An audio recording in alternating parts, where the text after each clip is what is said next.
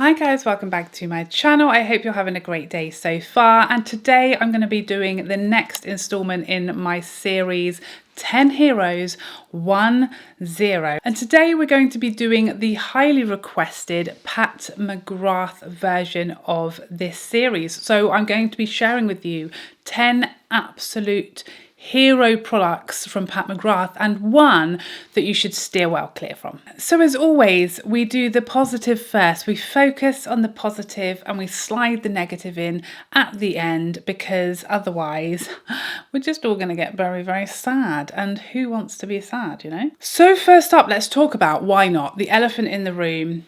Well, this lipstick, of course. This is Obsessed and I am obsessed with it. You can't teach that. So this is a matte trance lipstick, and Pat McGrath's matte trances are just an insanity. They are rude to all other brands, frankly. Will you just take a look for me at this pigment? Ready? Brace yourself. Pardon? Excuse me? What? One swipe? Are you joking? Unbelievable. I put this on this morning and it's been quite a while since I used this lipstick, and I got a mirror and I thought, oh God, doing this without a liner is going to be a mistake, because it's obviously a very intense shade. But the crispness, when I tell you the crispness of the application that these give you, it's just incredible. For that amount of pigmentation of this bright of a red to be so crisp and so pigmented, and let me tell you, when you swipe this on, you think, oh, what's happening here? Some kind of trickery, because it's so smooth and you barely need any like pressure, and you just get boom pigment right in your face, and it's a delight, a delight. This shade in particular is wow, just the perfect orange red. Can't beat it. But the pigmentation and the formula of all of these lipsticks are divine. One swipe and you are good to go, and it lasts. They're not transfer proof at all, but they are long wearing and they are very comfortable. They are a much creamier matte, hence why they're not transfer proof. They don't dry down, they don't suck the life's blood out of your lips. They are just chilling there, and they do have a bit of a sheen to it, which is what I prefer anyway. So yeah, winners all around. Winner, winner, chicken dinner. Next up, let's talk about a very long-term love of mine, and it's the Divine Rose highlighter. Oh, I just love you. She's just so pretty. Pretty, luminous, smooth glow. Can you see that? Probably not. But it's just luminosity, just so easy going on texture and lines, and it's just my perfect highlight. Not too glowy, not too subtle. It's absolutely perfect. If you like glow, luminosity, but not shimmer, sheen, metallic, beaming, if you want smooth silkiness to your highlights, this is your gal. It's just beautiful. One of either my first or second favourite highlighter ever. Very, very hard for me to choose between this and the Hermes, because they're both just exactly what I wish for, just slightly different colours to them. So whereas the Pat McGrath has like a pink gold shift, whereas the Hermes is like a classic sort of champagne gold. So yeah, it's just really personal preference, but that highlighter is an absolute belter. Next up, the concealer. Tell me about it. Tell me you haven't heard how amazing this is, because if you haven't heard how amazing this is, this must be your very first video of mine. This is my Holy Grail concealer. I've been through probably 6, I'm going to say at a guess, maybe more. Will never stop buying this stuff. It is incredible. I love it. I have it in multiple different shades for winter, summer, spring, autumn.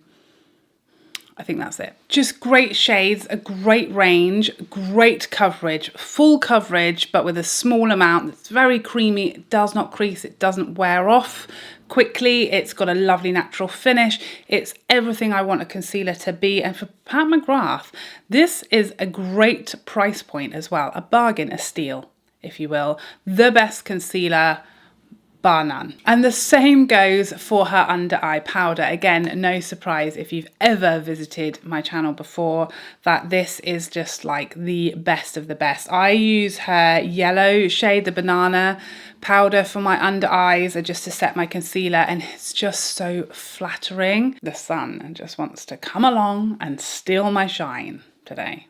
Gonna pop back behind your cloud where you came from, sun, are you? Or am I gonna stay yellow for the rest of the day? But this powder is so silky. You need the tiniest amount to set your under eye area, and it just is so smooth. Lines, oh, what lines? We don't know her. You know, heavy powders under the eye are not your friend unless you're 13 years old, in which case you probably don't even need concealer under there. God. But for those of us who are 5 or 6 years older than 13, this is a treat to the under eye area. If you need to cover some dark circles, dark lines, you've got to go in with concealer, and you want to set very, very lightly with the finest, softest, silkiest, smoothest powder in the game. It's this one. This is the one that it is, okay? Again, a very good price point for the brand and one of her absolute best products going. Criminally underrated in my opinion. Something that of course is not underrated for the brand are her motherships. Now this one has recently become my favorite, and it is Midnight Sun. This color story is just wows me every time I open it, and I'm just like, I want to use you. I want to use you. That's how I feel about it. It's just beautiful, stunning to look at. This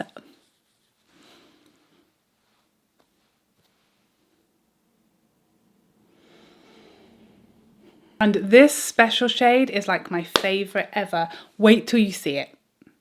Wait. Pardon? What is happening? What is that about? Who even can say? I don't know if I can. But I love every shade in here and use every shade in here. Again, you could have taken your pick of any of the motherships, and it will, of course, be one of Pat McGrath's hero products, because probably her absolute well, it is her flagship product, the motherships. If you want to know what to try first from the brand, I mean, on a sale, it's this. If it's not a sale, it's this. That took too long to be smooth. But next up, it is Venus in Fleurs. So if you don't feel quite ready to commit to a mothership, I understand it. They're an expensive little number, a cheeky little monkey, okay? These are a much more reasonable price to pay for your first product. If you want to try Pat McGrath shadows, but you're like, pardon, they're how much? Excuse me? Then I would suggest a quad. And I would suggest a quad that is made in Italy, because there are definitely differences between the Italian made palettes and the American made palettes. And some of her quads are made in America, and you definitely notice a difference in the quality. So I would suggest, if you want to get a taster from Mothership without the price tag, to see if you think it's going to be worth it and you're going to love it as much as you think, go for a quad. And this is the one. This is the best one, in my opinion, my humble opinion.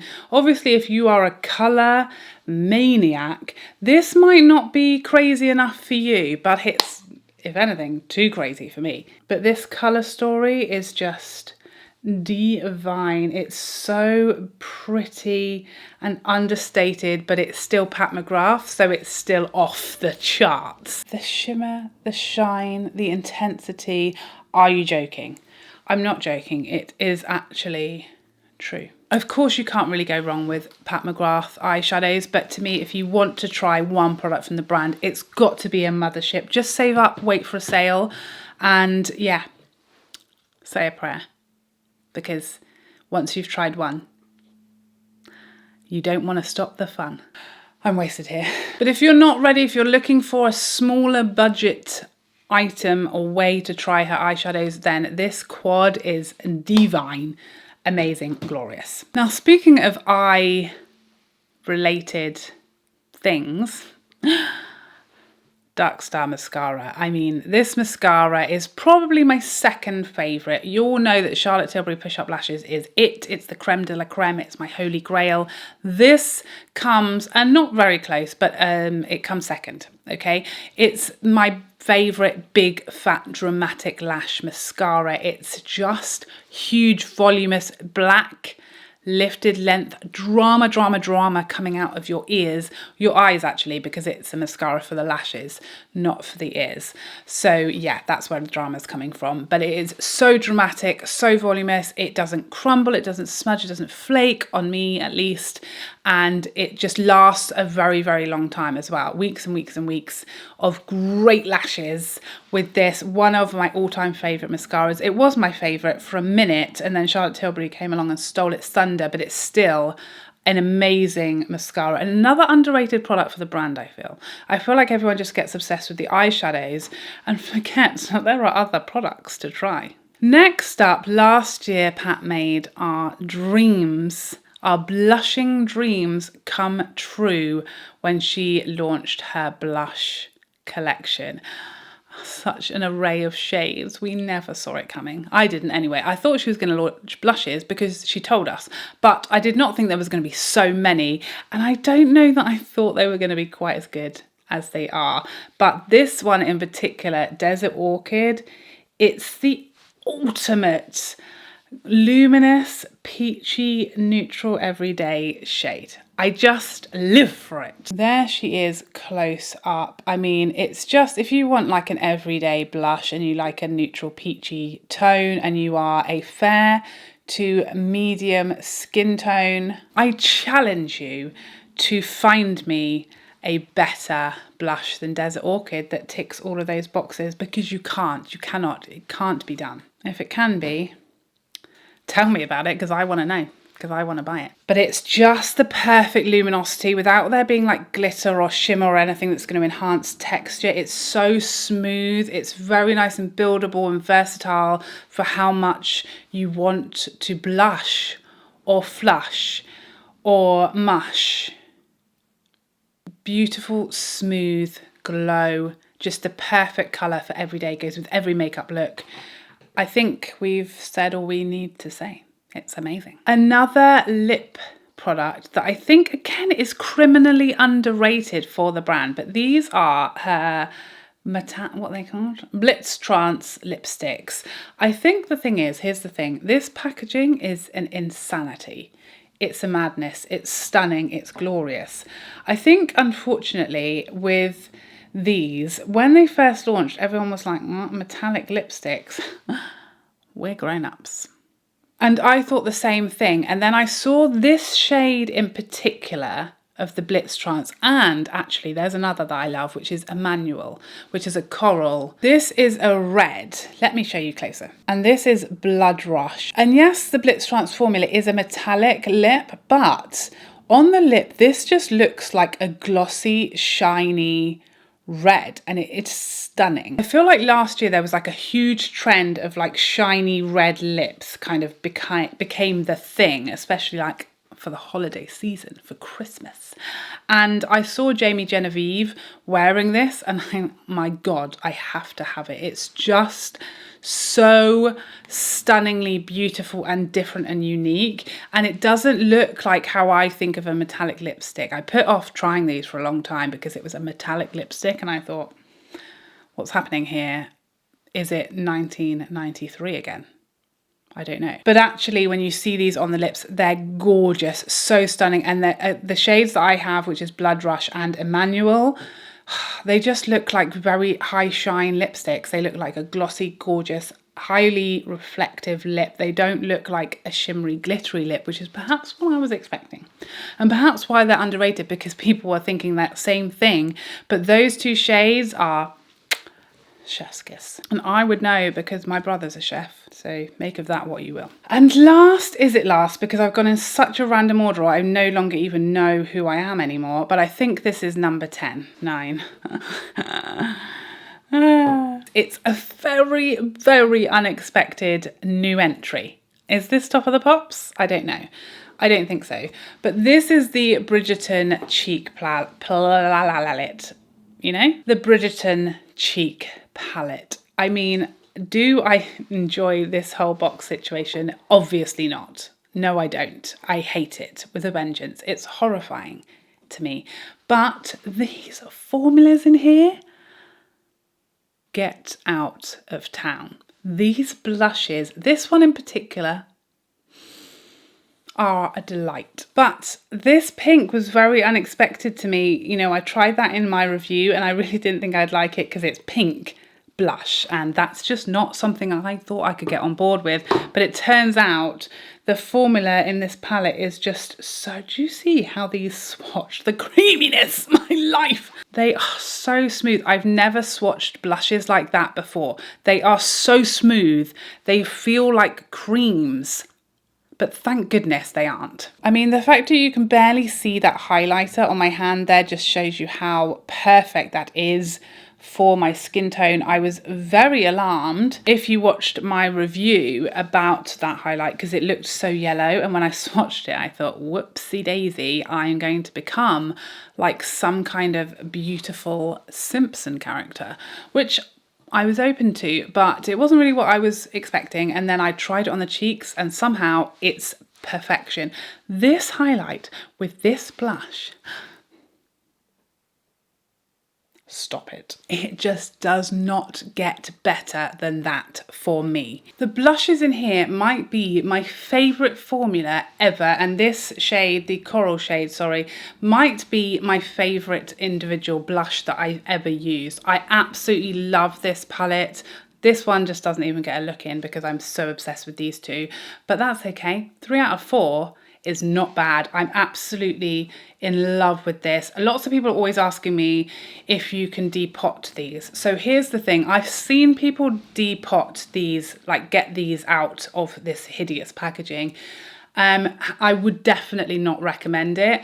It just looks like a disaster waiting to happen. If you can get them out without breaking them, they aren't in pans, they're baked, they're very high, they won't fit in a standard like Z palette or a standard like pop-in palette. You'll have to find a very deep palette to put them in, and then they have no protection. They're not even in a pan, and my suspicion is that if you use them heavily or like they ever leave your home, then they will probably crumble and fall apart at some point. That would be my suggestion. I'm desperately hoping that Pat hears our cries and is going to release these blush formulas in singles, individuals, or just in some kind of more appropriate packaging. Like if this was in the Mothership black packaging and it was like a square or even a circle, that's fine. Box that was not cardboard and ginormous and just, yes. I can't tell you how much that would please me. In here, despite how much I hate this packaging, it's still like one of my favourite makeup items of all time.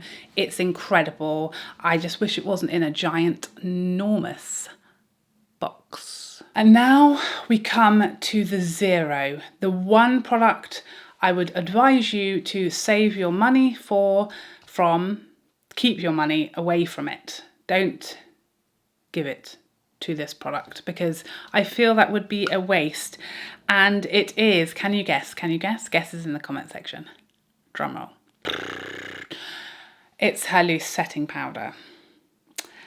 I have not used this since like the first week that I got it. I mean, the mess. Can you see the mess in here? Given that I have used this maybe 3 times and then it's sat in my drawer, should there be so much powder just dumped out into the lid there, I ask you? Oh God, I mean, it just gets flipping, it's everywhere. It won't stop coming out. It comes out of my ears. Well, the first couple of times I used this, I just opened it and it was literally the entire amount of product was dumped out into that net. The packaging is a complete disastrous fail, but the product itself is, I mean, I wouldn't say it's a hideous, horrendous fail. It's not like I apply it and it's destroyed my makeup. It's not that bad. It's just not great. It just is like a really quite matte, flat, dull, heavy looking powder to me. The number one issue with it is it looks powdery. So that's my nightmare when it comes to powder. That might be too much to ask, but I don't want my powder to look like powder Do you know what I mean? Does that make any sense? Is that unreasonable? I don't think so, because I have multiple powders that don't have that look. This looks heavy, powdery, cakey, and just like you've put a load of powder on your face, even though you've tried to put only a minimal amount. It's very, very flat mattening of whatever it goes on top of. I don't like anything about it, especially not the disastrous packaging, which means every time you open this, it's going to go straight up your nose and all over your carpet and on your clothes and in your hair and on your dog if he happens to be slightly nearby at the time. It's just not worth it. Way better powders out there. So there you have it. Those are my 10 Heroes 10 for Pat McGrath. Again, please let me know, who do you want next? What brand would you like to see my 10 Heroes 10 on next? Is it Nars? Is it MAC? Is it Dior? Is it Chanel? Who is it? Let me know in the comment section who you want to see next. But I hope you enjoyed this video, and I'd love to see you in the next one. Otherwise, take care for now. Bye bye bye bye bye.